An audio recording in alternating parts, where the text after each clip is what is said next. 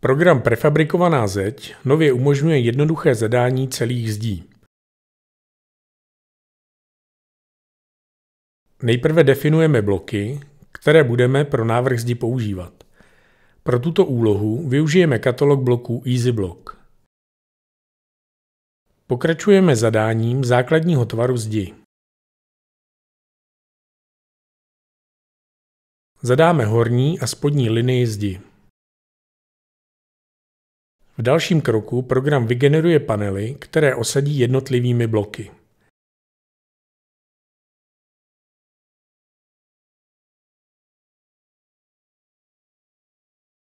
Zde také zadáváme zakřivení zdi.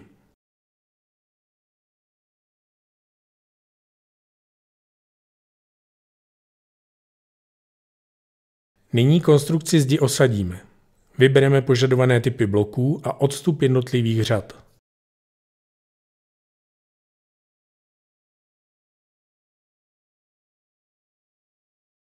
Osazenou konstrukci můžeme v případě potřeby dále upravovat.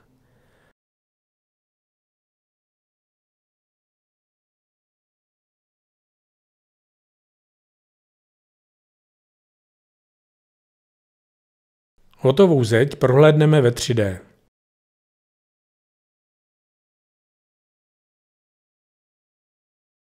Výsledek 3D návrhu je kompletní seznam použitých bloků.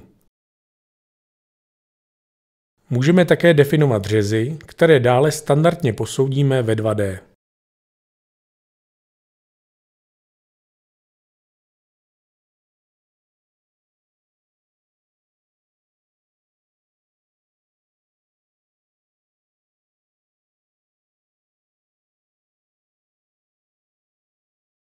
Tvar zdi také můžeme určit zadáním bodů do načteného plánu.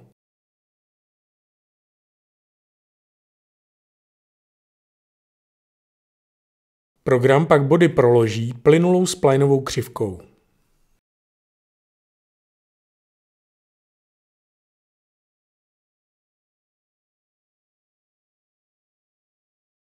Další postup je stejný jako v předchozím případě.